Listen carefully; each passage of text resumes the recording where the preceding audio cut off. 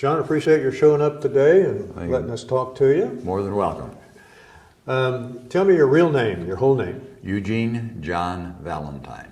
And your date of birth. 5/12/1940. Where do you live now? I live here in Portsmouth, Ohio, but I was born and raised in Detroit, Michigan. Detroit. Okay. When did you move to Portsmouth? In 1990. Okay. Now in Detroit, did you graduate from high school there? I graduated from high school there, and it was my home of residence until I was 35 years old. What was the name of your high school? Cooley High School. Cooley? Yes, Cooley. Not the Cooley High School that's the subject of a movie by Spike Lee in Chicago. Oh. I believe it was Spike Lee, but anyway. It's the other Cooley. Yeah. Okay. Now your parents, what was your father's name? It was identical to mine. Eugene John Valentine. Yes. Mm-hmm. And your mother's name? Ruth Townsend Valentine. What was her, Townsend, was that her maiden name? Yes. Mm-hmm. Okay. Now, how far back can you go? What was your grandfather's name? My grandfather was also Eugene John Valentine. Three in a row here. Yeah. And he was born in the United States, in Detroit, but his family had immigrated from Alsace-Lorraine, and he was the youngest of 14 children. Oh, my. And he had nieces and nephews that were considerably older than he was. Mm-hmm. And arriving in the new country, some of the family adapted and some didn't. And in my grandfather's case, he was the family was Roman Catholic, and he was going to a local parish school. Now, the family immigrated from Alsace-Lorraine to the United States to avoid being conscripted into the German army in the Franco-Prussian War, because they were pro-French sympathies. So that would be about 1870 a little later, I believe. Yeah. Okay. But anyway, he was going to the local Catholic parish school, which was in a heavily German neighborhood, and he was getting beaten up every day on his way to and from school. Oh, wow. And so he asked my great-grandfather, would you intercede with the priest and see if you could go to a different parish school? And the priest said, no, you live in my parish, you need to attend my school. And so at age 14, my grandfather left the Catholic Church, joined the High Episcopal Church, which in many ways is, a mirror image of the Catholic Church. And that caused a rift with the older folks in his family, his older brothers and sisters, because back then religious differences still played a really powerful role. And so glad, post-Vatican II, why, that issue's kind of put behind us right now. Did he get to go to another school? At that point, he would have had to, because he was no longer practicing Roman Catholic. Yeah. Okay. Yeah, what about your grandmother then? What was her name?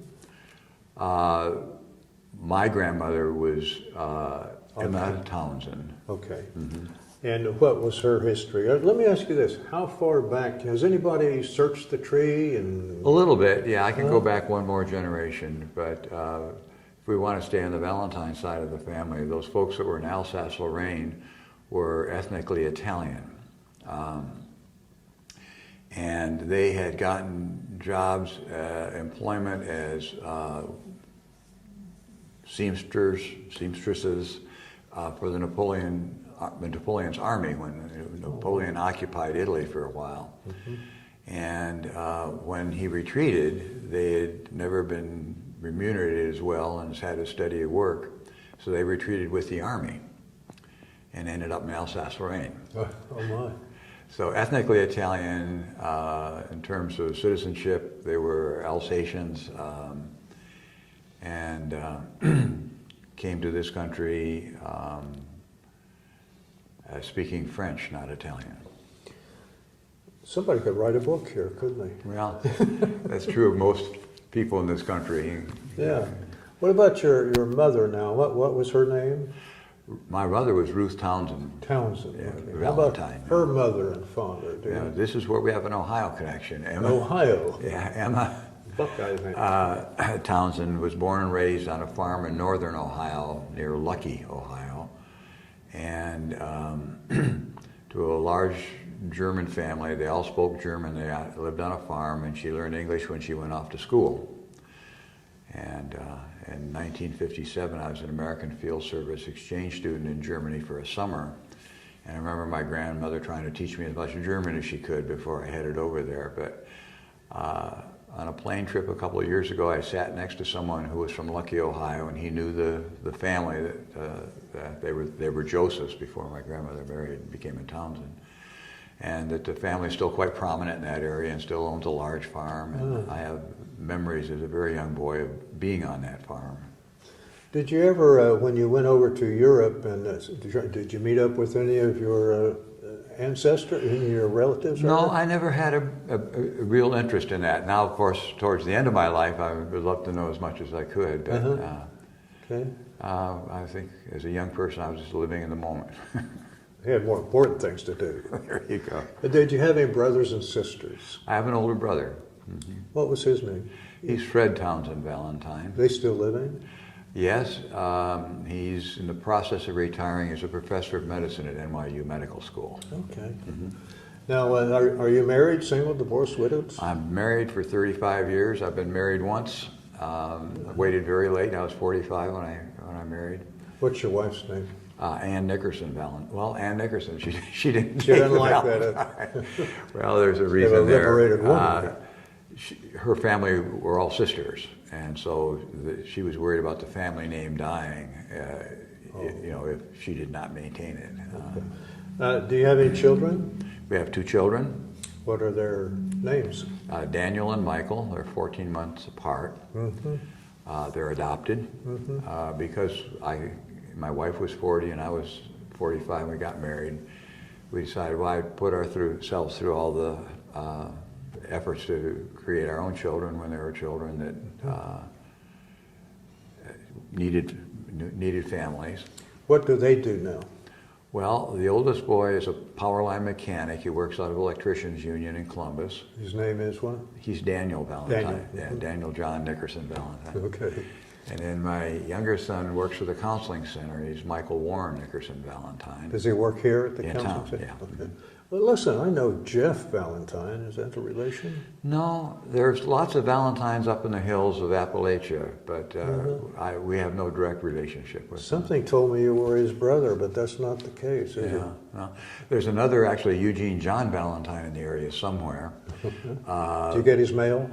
No, but what happened one time, we went to the Ethnic Food Festival that St. Mary's, I believe, has every year. And had a wonderful time, came back home and got a phone call that we just won the raffle. There was, one raffle for the entire event over several days. And I said, well, we never even bought a raffle ticket. Well, you're Eugene John Valentine, aren't you? And I said, yes.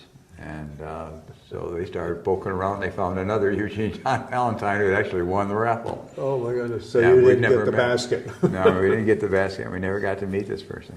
So after you graduated from high school, what did you do then? Well, I went off to college. And where was that? At Harvard University. Harvard? Mm-hmm. Okay. And when I graduated from Harvard, I taught in a German gymnasium for a year, or West German gymnasium. Germany was still divided then. What was your major? Philosophy and government. I had a dual major. And while I was in Germany, I received a draft notice. Oh. And so they allowed me to teach out the year. What year would this be? This would be 62, 63. So you got drafted in 62, 63? Well, 63, yeah. Mm-hmm. Yeah, okay. And then I came back to the United States and I had 45 days to square away my affairs, and I enlisted in the Marine Officer Candidate Program at that time. You didn't want to go in the Army, huh? I thought as long as I was going to have to serve, I'd challenge myself as much as I could and get as much out of it. And that's being unfair to the Army, but I bought into the Marine stuff. So I want to back up about one piece about the family tree and all of that, because it maybe explains a little bit why I joined the Marines. When at a very advanced age, I was 47 and my wife was now 42, and we decided to go ahead and adopt. we were a little concerned whether they would take us when we were that age. But we found an agency that determined we were in good health and had a fine employment history and so on and so forth. And one of the questions they asked us, would we adopt a minority child? And we said, sure. We didn't request to adopt one. Our bottom line is we wanted to adopt an American child because at that time a lot of people were going to Korea, remember, and then to China and even to Russia to adopt children. And there were American children who weren't being adopted, so our boys were biracial. And we adopted them not because they were black, but because they were American. Okay, good. Yeah. Well, so now you're in the Marines. Mm-hmm. In, 1963? Actually, they were running one. This was pre-Vietnam when I enlisted. So you can accuse me of saying I wasn't genuine. Had I known we were going off to war, I might not have enlisted. But anyway, Okay. And so the Marines were only running one officers candidate school a year, and I just missed it by a couple of weeks. So I had basically a year in my hands before I went in, and I got a job in the auto factory. Being a Detroiter, that's a part of your rite of passage. Saw so many Appalachian people working in the auto factories. I started reading about them at night at the local public library, and ended up going down to Appalachia, to Clay County, Kentucky, up in the mountains. Knox County, the next county over, has lots of Valentines in it. And did poverty work with the Appalachian Volunteers for the better part of that year. And then in 1964, in October, that's when officers candidate schools commenced. Was that in Guantanamo? Where did you go for that? Quantico. Quantico. Yeah. Yeah, Guantanamo. Freudian slip. Yeah. So how long was that? Was Quantico? That was your officer basic? There's 3 months officers candidate school, and then you receive a commission if you're selected at the end of those 3 months. Okay. Did you get your commission? Yes. Second lieutenant? Second lieutenant. It was about a 40% washout rate, so 60% made it through. Mm-hmm. And then there's 6 months of officers basic school, which is also at Quantico, before you go out into the Fleet Marine Force. So when we started officers basic school in January of 1965, and the instructors were trying to motivate us, they'd say, if you get this stuff down right and do well on your first assignment, you might be able to go to Vietnam as an advisor. Were you looking forward to that? Yeah.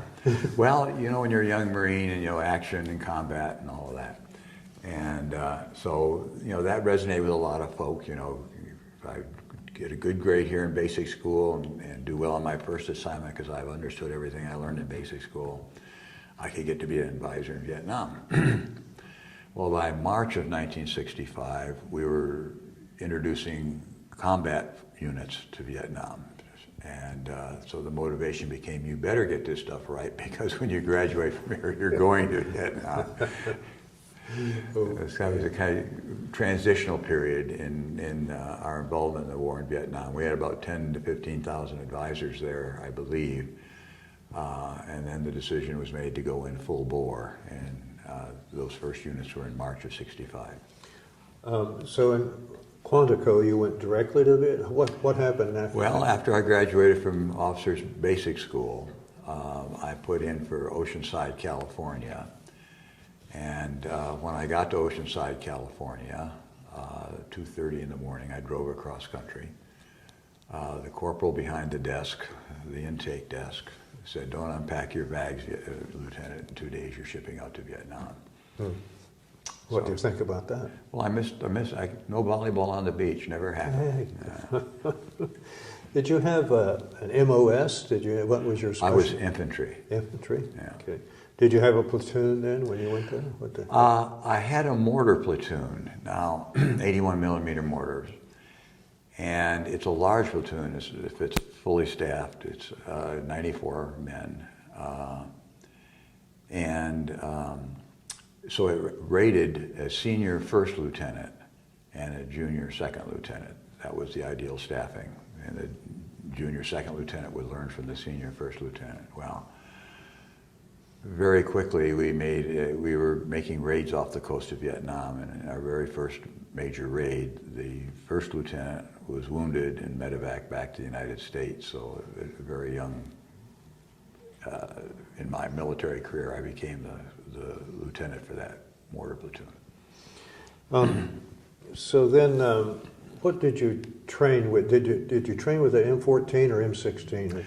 We had the M14s. The M16s were introduced while we were there, Okay. and that is ugly when you're actually in combat and you're learning how to use a new weapon and more importantly, how to maintain it. What level do you have to keep it sand free in order for it to function? So I'm reading that some of them had to field strip their weapons during battle. Mm-hmm. And did that happen? Well, that didn't hit our platoon. I'm not sure exactly why. This is, there were other units that were using the M16, perhaps maybe because we were mortars, I don't know. Mm-hmm. But about 10 months into my tour, I did get an infantry platoon, a rifle platoon rather. So mortars and rifle platoons are both considered infantry, and my MOS was infantry. Mm-hmm, mm-hmm. But I went from the mortar platoon to the rifle platoon. And this was not a decision made at the battalion level. It was made by someone in headquarters in Da Nang who was just looking at service record books and saying this person has an infantry MOS, but they've never had a rifle platoon, they've only had mortars. And I think it's time that we want a well-rounded officer, so we're going to give you an infantry platoon. And that was kind of like a business model of some sort, in terms of your officer corps, but, officers were falling left and right. And your best chance to win the war was to have an officer who knows what they're doing. And so I got pretty good at mortars, and then all of a sudden I was a rookie again with a rifle platoon, Mm-hmm. I understand that back in the United States, that would have made sense. Mm-hmm. Where, you're not in actual war where people are dying and you're trying to win, not just on paper, but on the ground. Mm-hmm. But in the middle of combat, I don't think that was a wise way to detail out your officers. Where were you stationed there? Fubai for much of the time. Well, we did ship's landing force for 3 months. We just made these raids off the coast. Half of us would go across the beach in Amtraks, and the other half would get heli lifted in. Mm-hmm. Hopefully catching the bad guys in between. And then we were stationed in Fubai, which is outside of Hue. And for another 4 months or so, and then we went up to Kobe Tantan, right south of the DMZ, and that's when I was assigned over to a rifle platoon. Mm-hmm. How long were you in Vietnam? I was there for 10 months total. 10 months total? Mm-hmm. And I saw on your license tag you were combat wounded? Or? Yes. Okay. Yeah. The Marine tour was 13 months, and mine was cut short with a wound? With a wound that was deemed serious enough to get medical treatment in the United States. Mm-hmm. So what about military life in Vietnam? I mean, it was, of course, a new experience, and I read there was sometimes racial friction. Before I get to that, because those are important issues.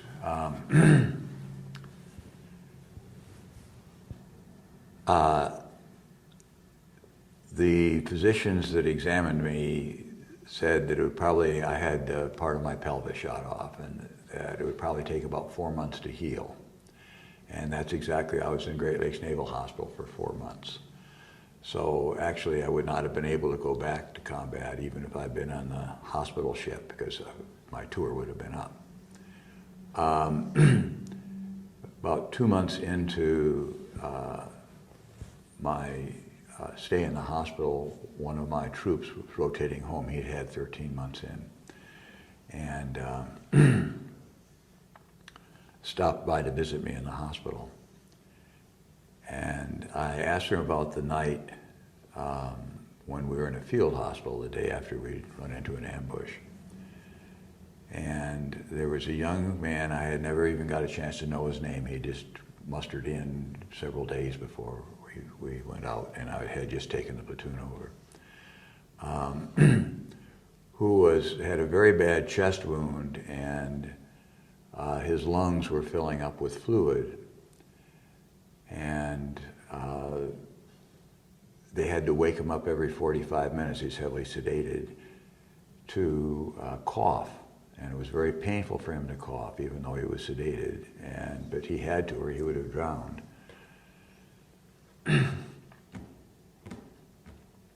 And we would encourage him, and sometimes the encouragement was, "Come on, Marine, you can do it. Just, nothing's too painful for a Marine, And if that wasn't working, you'd get hurl vulgarities his way, whatever we could do to get him to keep his lungs clear of fluid.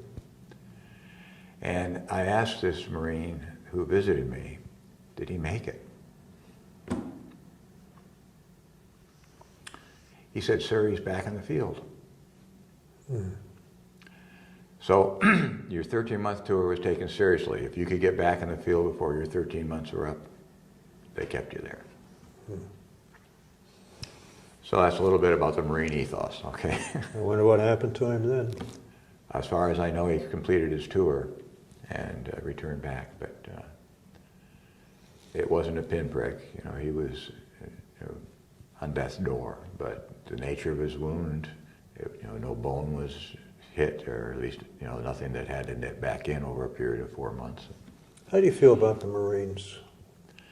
The ethos of it, the culture? There is a very fine, if anybody wants to understand the Marines, Goodbye to Darkness by William Manchester. Goodbye what? Goodbye to Darkness. William Manchester was a sergeant during World War II in the Marines, and he made several landings in the Pacific. And he ended up being a professor of history at Wesleyan University, one of our elite small liberal arts schools. And after he retired, he was professor emeritus, he worked out a deal with the State Department where he could go by and walk all of the major landings, the ones he'd made himself, like he did Iwo Jima, for example, and those that he didn't do, just so to get the complete Marine experience. And part of it was a memoir, part of it was a chronicle, part of it was therapy, just to put that behind him. And so hence Goodbye to Darkness. And he starts out by talking about his father being a Marine in World War I.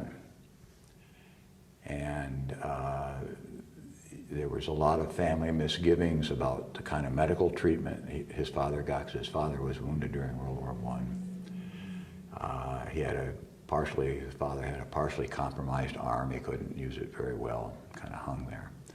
But he noticed that his father always marched in the military parades and the Marine Corps birthday and so on and so forth, even though he could also talk about ways in which the Marine Corps had failed him, or at least he felt the Marine Corps failed him. Well, Manchester, in walking these landings and reading about them and reading the history, realized some of the horrible blunders that were made in terms of the cost, countless lives and so on. And has a pretty clear-eyed view of the Marines. They put their boots on one at a time, foot at a time, and are capable of making mistakes and being fallible just like everybody else. And towards the end of the book, one of the last landings he's chronicling was an area that is now was never part of the United States. It's one of the island nations. I can't remember which one it was. And because the local potentate, he had State Department clearance to meet with, and the local indigenous leader wanted to honor him. And so he put together a kind of an old marching band with tubas and all that sort of thing. And they played a bunch of songs.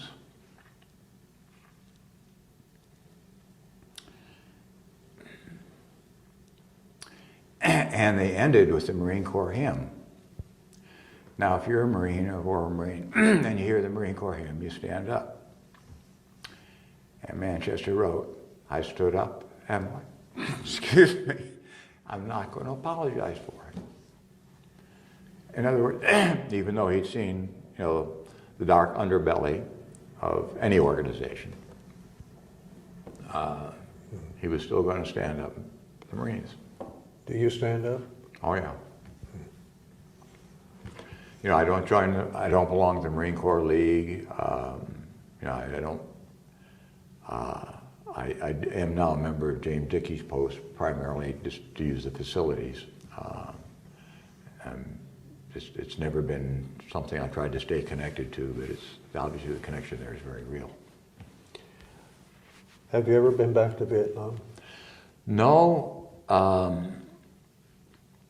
I came very close. I had an opportunity to teach at the American School in Da Nang.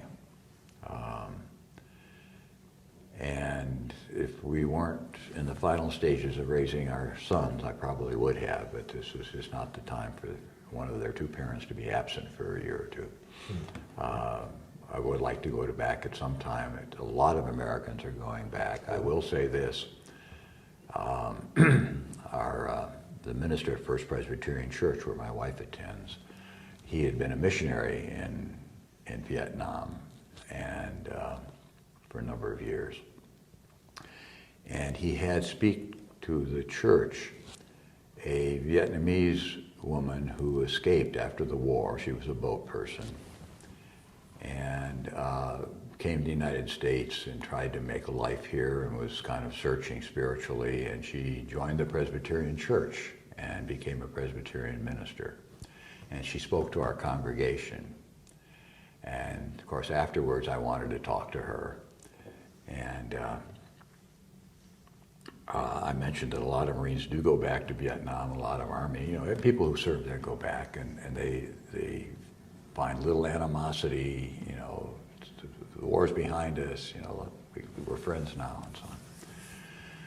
And she says, that's only true if you're not ethnically Vietnamese. If you're ethnically Vietnamese, you have a manager who follows you around wherever you go, and the Vietnamese are still very concerned because a lot of Vietnamese were on our side. I think most people now say, well, the other side had the support of the population, so they won. Well, the other side used assassinations and lots of other things in there, and plus the North Vietnamese Army. And there was a sizable part of the Vietnamese population that was not pro-Viet Cong. But if you live in a village where the Viet Cong have an infrastructure in place, you end up going along with the program. And so, the Vietnamese are aware of this today, the Vietnamese Communist government, that they're not universally popular or well-liked. And they keep a very close watch on any ethnic Vietnamese who would go back to Vietnam.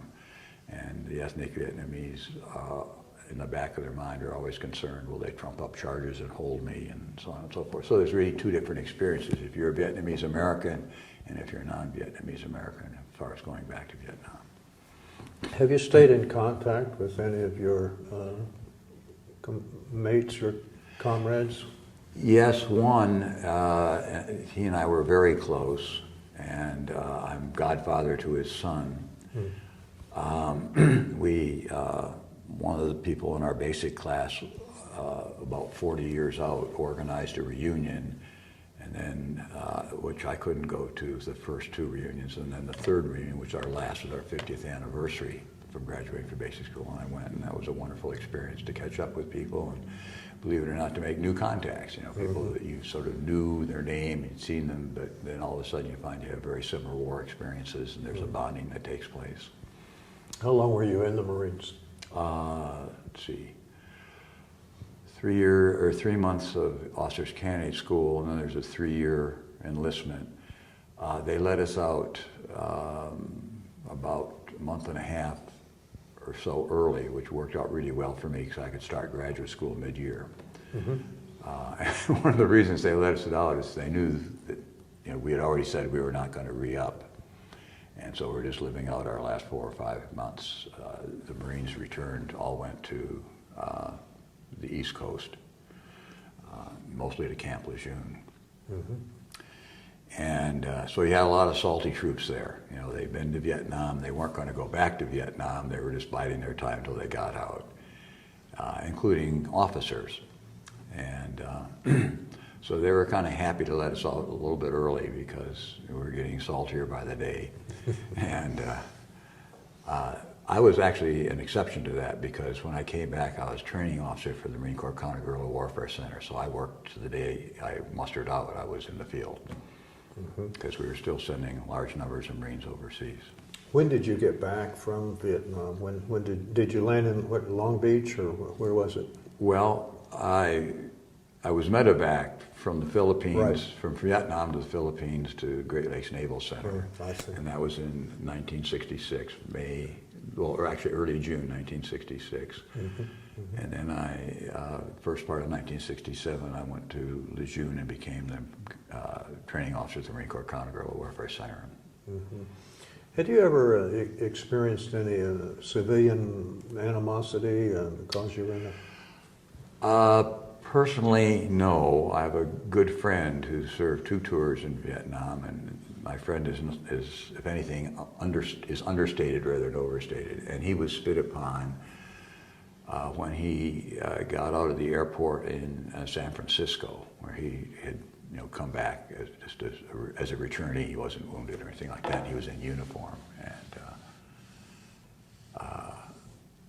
I was on college campuses then. And there was a lot of anti-war rhetoric. Personally, no one ever said anything to me or did anything. I had service members who were like returnees on campus who did have bad experiences, and because I was a little older and I'd been an officer, the BA there would shoot these people to me and we'd talk. I did, I think, probably lose a couple of jobs early in my career because of that. One, I was interviewed, I probably shouldn't name the schools because they're well known in these parts, but anyway, for a position. And I thought the interview went quite well, and I didn't get the job. And then at a American Philosophical Association, I majored in philosophy. Meeting, I saw the chair of that department that I interviewed for and thought my interview had gone well. And it was a social event. We all had various degrees of alcohol. He probably more than I, but he came up to me and he said, I'll deny this if you ever say it in public, but that's why I don't want to mention the name of the university, but you lost that job because you're in Vietnam. The first thing that we heard when you walked out the doors, this guy was over there killing kids, And one other occasion, there's similar feedback where someone that I had faith would be a truth teller and had no reason to say what he said, was good friends with the chair of another department I applied for. And I never even got an interview, and I thought my vita was very strong. I'd at least get an interview, and my friend said that he'd asked about what happened to my application. He said, we didn't even consider it, not given his background. Now the war was still going on.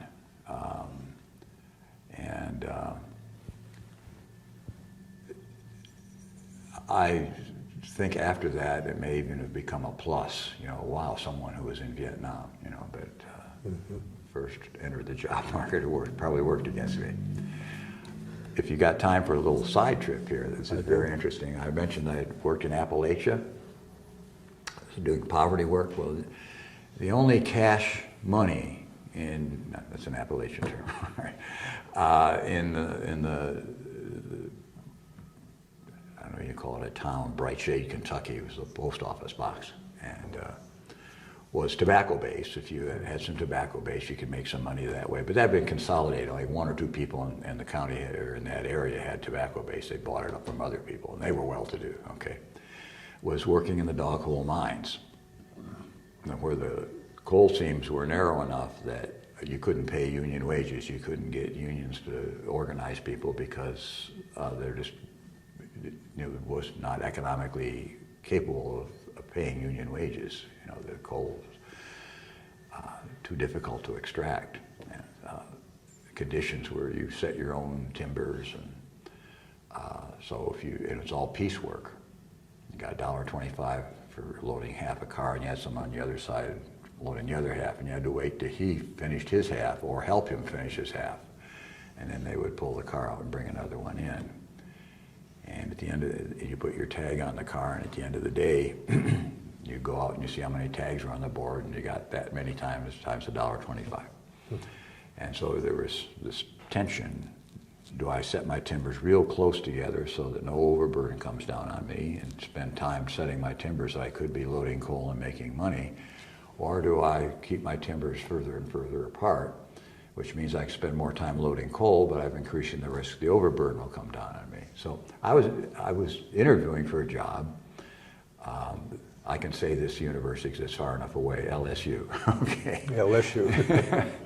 And the chairman of the department was a very prim man, very well dressed, and nails were done well, and very wonderful Southern accent. And he said to me, you have a hole in your vita. You know, you taught at a gymnasium for a year, and then there's a year where I don't know what you did, and then you joined the military. So what did you do during that year? You know, were you dealing drugs? You know, and I told him the story that I was with the Appalachian Volunteers, and the families I lived with, I moved from home to home. The only cash money they had is if the man of the house or one of the sons worked in the mines. And so towards the end of the time I was there, I took a job in the dog hole mines. And I explained to them how that worked. And he said, you did that? You did what? And he said in such a loud voice that people at other interview tables were turning around like I just told them I was a drug dealer. You know? But that shows sort of the mind-body split. You know, yeah. Philosophers are very mind-oriented and not body-oriented. That someone could do manual labor for. It was a split. Yeah, you know, could I really be a lover of wisdom, which is what the word philosophy means? Philo Sophia. Sophia is the goddess of wisdom. Philos is, you know, brotherly love. If I were to do something crazy like that, anyway, so it is. Did you have any medals? Did you get any awards? You got the Purple Heart. I got the Purple Heart, and earlier on when I had the mortar platoon, I was recommended for a Navy Cross. And the company commander who recommended me was told by the battalion commander that this was too soon. You know, I'd only been there for, you know, with the battalion for less than 3 months. And basically we had one 11-day operation where I kept these 94 people in the field and kept them moving and kept them under cover and so on and so forth. And we were carrying 150 pounds on our back, and the mud was pulling the soles off our boots. It was a real challenge, you know. Mm-hmm. And he thought that I'd done extraordinarily well. Was there combat during that period? Oh yes, yeah. We lost men and had many to you know, foot issues. You know, you're walking in your socks and rice paddies and things like that. Mm-hmm. And we kept our guns up. We kept our communication wire up. We kept our radios up. In fact, the battalion commander used to use our tack neck a lot because his would go out, and he had a captain managing his. I just had a corporal, so it looked pretty good, and I was recommended. But they're still a little bit too soon. You know, let's see, he's got a whole tour ahead of him. You know, and then that captain was killed, and I eventually was transferred to a rifle platoon, and we hit an ambush, and I lost some men, and so I received the Purple Heart. Did you ever get the Navy Cross? Did you ever get it? No. They say the person who recommended me was killed, and then I lost men in the ambush, and that always leaves everyone with a bitter taste, one that I still have in my mouth today. Purple Heart and the Vietnam service, Navy, all that salad. Yeah. No, the only one that really means anything is the there's a Purple Heart. Are you a member of that organization? No. There is one around. In fact, a former faculty member at Shawnee State, I think, kind of heads it up. You were the only one that that had the Purple Heart, or what? No, I say there is a Purple Heart organization. At Shawnee. Well, not at Shawnee, but a former faculty member at Shawnee headed up the local Purple Heart organization. Oh, okay, So yeah, but I just never had any interest. Okay. Is there now when you returned home and you got out of the Marines that day that you were discharged? Where did you go? There's a story with the day I was discharged. Even though I had never thought of joining the military, I did so only because I was drafted. I never thought of trying to dodge the draft either. You know, it was, when I left that day from Camp Lejeune, drove out through the gate, there was a real bittersweet feeling. You know, I was leaving a lot of people behind who were going to head over for their second tour and so on and so forth. The story that most comes to mind when you say leaving the base for the last time was I was dating a woman in Washington, D.C., and we're still very good friends to this day. And I would stay in Washington as long as I could on Sunday evening before I would drive back to Camp Lejeune, which is about a 6-hour drive. Oftentimes very tired from partying and all of that. And back then, I-95 had not been completed all the way down, and there was a divided highway, 301. And I was driving down 301, and I saw a glow in the median. And I got closer, and a Marine in a car had an accident, and I don't know where the other car was. I only remember the one with the Marines in it. And one of the Marines, the firewall of the car had crushed down on his leg, so he couldn't extricate himself. And local people were gathering around smoking cigarettes, and you know, I was trying to shoo them away because there was gasoline all over the place. And this young Marine was behind the wheel, and he was cognizant enough to know that he was in a very dangerous situation, and he's also in great pain because his upper legs were, you know, compressed by the firewall, a head-on car. And you know, he was sort of yelling uncontrollably, and I said, Marine, this is Captain Valentine. The yelling's not helping. The yelling is hurting. We need to talk. I need to hold your hand. Yes, sir. Just auto. Okay. Well, okay.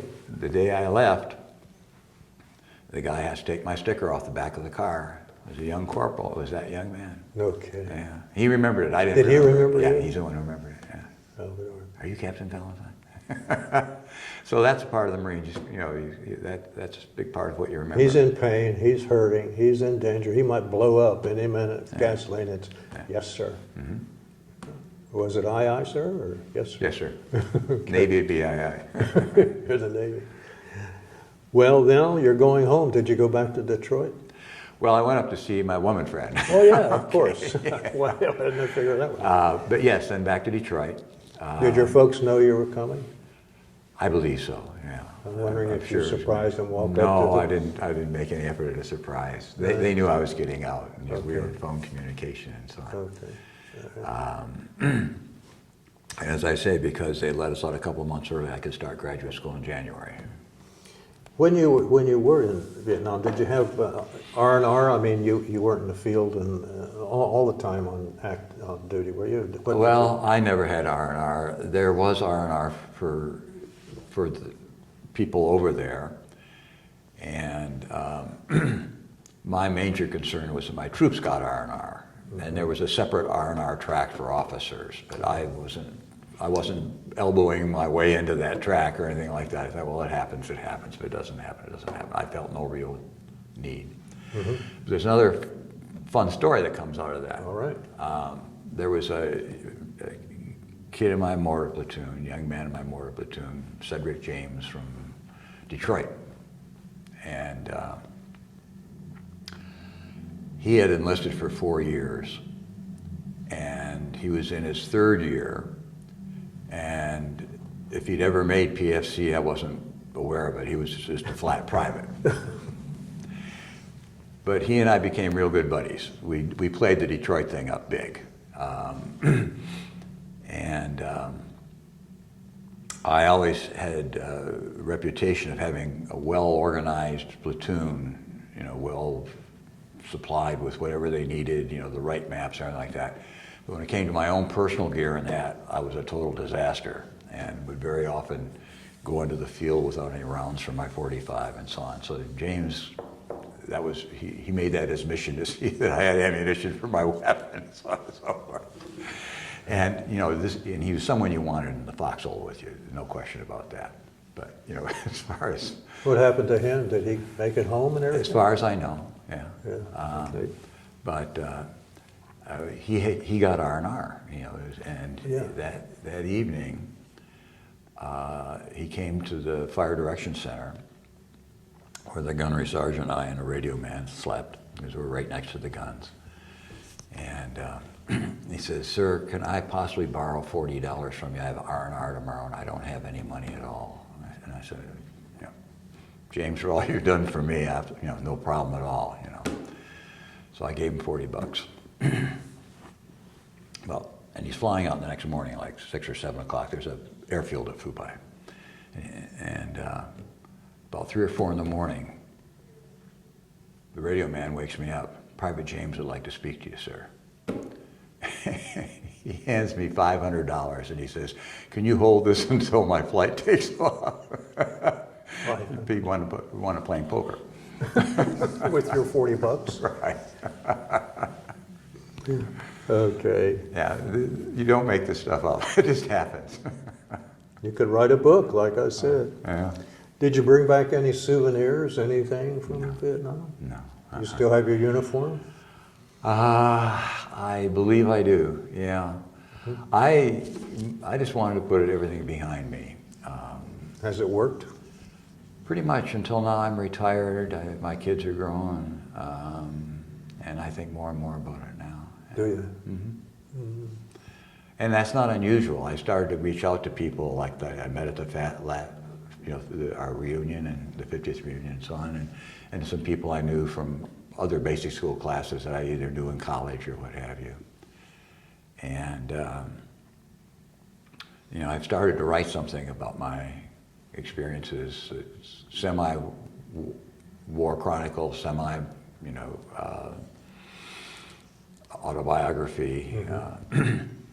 And I found that a number of people my age that had served, are doing the same thing. One guy said, "It's just for my desk drawer," but just wanting to get that down on paper, your thoughts. And mm-hmm. My old English teacher in high school said, "If you can't write it down, you don't know what it is you're thinking," which may be a bit of an overstatement, but there's some truth to that. So the writing actually helps you to come to,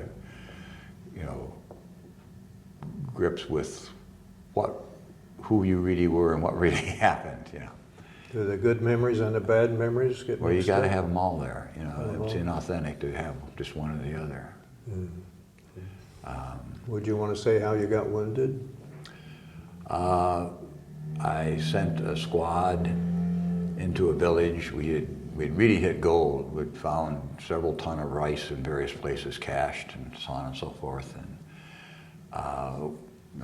2 or 3 abandoned villages. And then when going to a 4th one, or actually they're not villages, they're a subset of the village. And I'm having a senior moment here. Anyway, I sent a squad in to see if it was safe to take the whole platoon in, and it was a new person just from the United States, so I had a new platoon and a new NCO. And it just so happened when you move your unit, you can't always have the same unit in the rear. It's much harder for them to follow. You have to rotate them through, or otherwise you're really going to wear out that rear squad. And he just rotated to the front just before we got to that village. And he went in and he came out and everything's okay. And then we started to go in on file. We didn't get online. The point person got shot, and I made a rookie mistake of going out to check on him, and then I got shot. And Unfortunately, the platoon CP followed me out, and several of them got wounded as well. And it turned out that there was this was a very good sniper unit the Viet Cong had. We lost, all told, 11 people to sniper fire that day. Wow. Now, they weren't all on my watch, but, because a larger battle ensued after that. That was your wound in the pelvis and in the hip? Yeah, Okay. yeah. And so I called in artillery, and they stopped firing. And the normal thing is usually they're considering themselves to be, if not outmanned, outweaponed, by the American forces. And so I just assumed that they, or we assumed that they, had retreated. And so they brought medevacs in, and when all my wounded and were gone, then I didn't get flown to the hospital. I got flown to the battalion command post to debrief the battalion commander, or to brief the battalion commander. And then later in the day, the fighting resumed. They had just repositioned themselves, this unit that we ran into. And so I think all told, our battalion lost 21 men that day. 5 or 6 would have been while I was on the ground.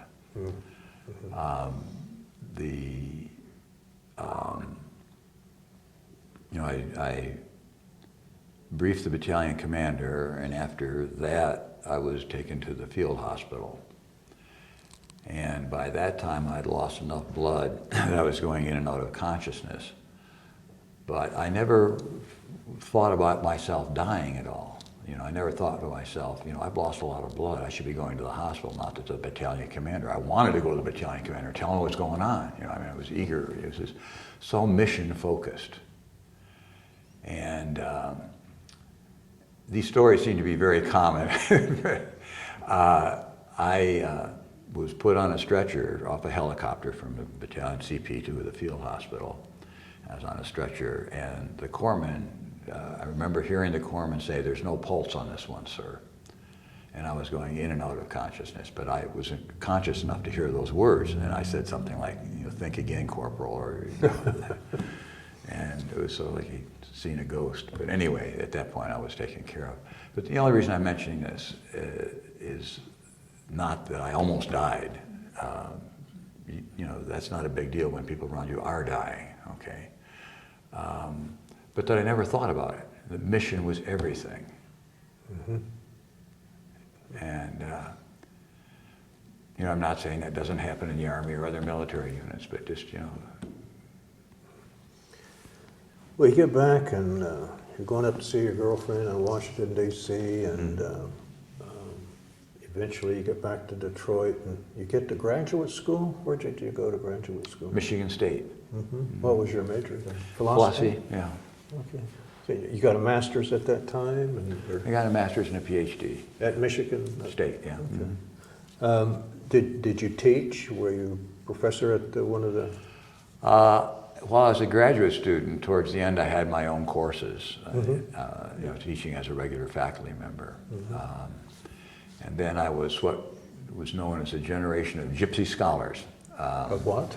Gypsy scholars. In the 60s, prior to the Vietnam War and the global economy catching up with us, we just had this view of, the future is bright for everybody. The economy is growing. We have the strongest economy in the world. The Japanese are not yet totally back on their feet.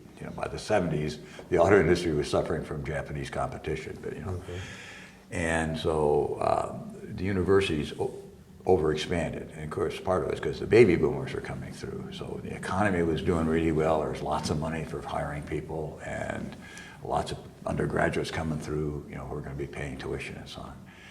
And then within a couple of years, it was basically, everybody was downsizing and, trying to cut back and so on and so forth. The legislators weren't giving the money to the universities, and there weren't as many kids now because the baby boom was beginning to die out.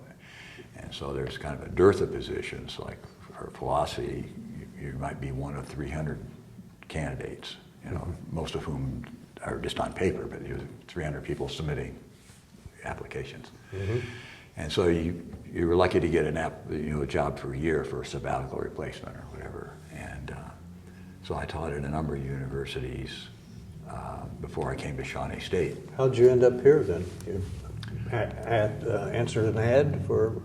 Yes, that Shawnee State had posted an ad. And How long were you here? I taught for over 20 years. Did you? Mm-hmm. Okay. Yeah. And you retired and stayed here? Yes, in part because our kids have roots here now, Oh, yeah. and we have grandkids. Oh, yeah. Okay. John, is there anything else you'd like to say? I mean, did you like the military? Well, like any institution, it has its pluses and minuses, and I realize that's a very evasive answer.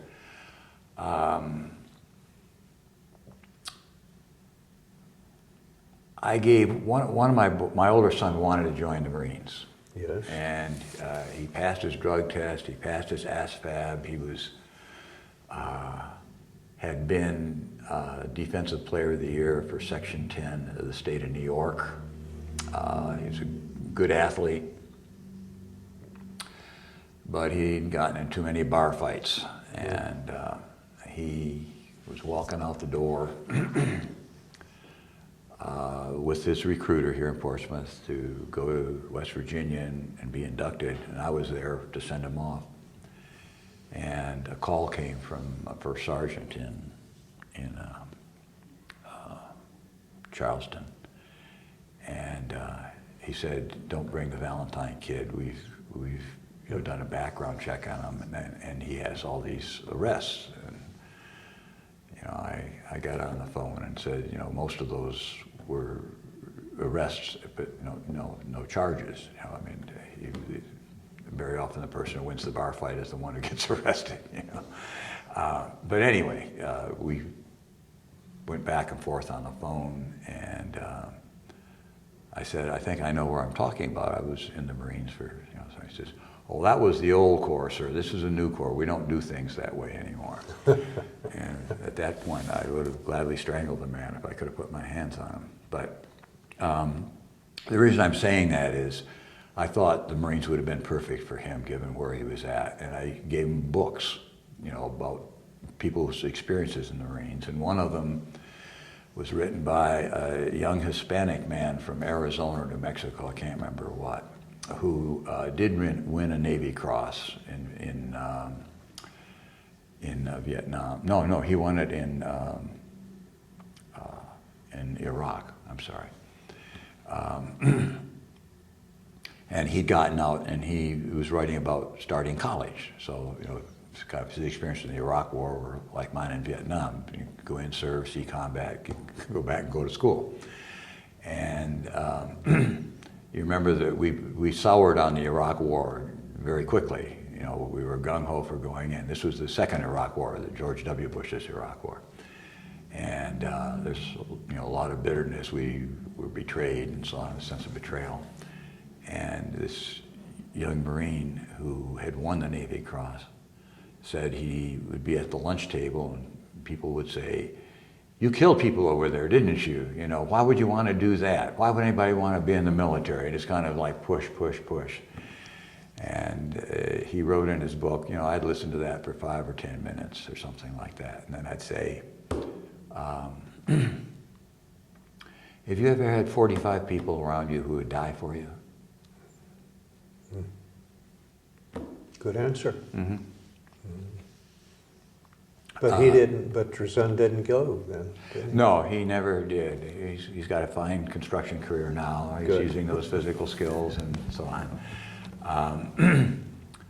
But there is this sense when you served, and I still haven't parsed this out of my own mind. If someone would say, "Were you glad you were in the military?" Well, I'm not glad that I killed people. I'm not glad that people got killed. Okay, obviously I'm not glad about any of that. And so for me to say I was glad I was in the military, it sounds almost creepy in one sense. But then you had that sense of bonding. And at the Counter-Guerrilla Warfare Center, which was my last gig before I left, everybody there was a Vietnam returnee because we wanted the freshest experiences from Vietnam. And I spent a lot of time with the troops there who were facing the decision whether to re-enlist or not. And my answer always, look, if you believe in what we're doing over there, because at this time the Vietnam War was just 67, people were raising a lot of questions. And you believe in our mission, it's a very noble thing to do. And they would say, well, I don't know anything about the war. I just know that I've never felt so tight with people in my life. Mm-hmm. Mm-hmm. And I said, well, there's opportunities to feel tight with people. A lot of these kids were from disadvantaged homes, and the military was their way out of poverty, so there's chances to feel that way in the civilian world too. But part of me knew I was lying. Part of you knew you were lying. Yeah, I mean, and again, that's an oversimplification. On sports teams and things like that, you really do become brothers and sisters. It's not just the military. Military is the most extreme form of it. John, is there anything else you'd like to say? No, one day when I have the answer to the question, am I glad I served in the military, I'll come back. Thank you so much. Thank you. All right.